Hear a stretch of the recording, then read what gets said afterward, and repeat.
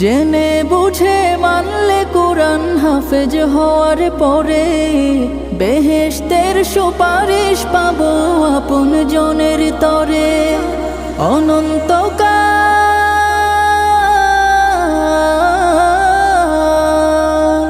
অনন্তকাল থাকবো সুখে জান্নাতের বাগান, যাদের বুকের মানিক হলো হাফেজে কোরআন, হাফেজে কোরআন, হাফেজে কোরআন। কিয়ামতের মাঠে যখন থাকবে সবাই ভীত, হাফেজদের মা বাবা তখন হবে সম্মানিত।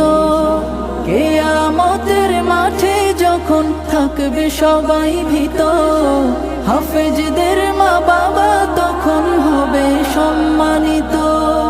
তাদের মাথা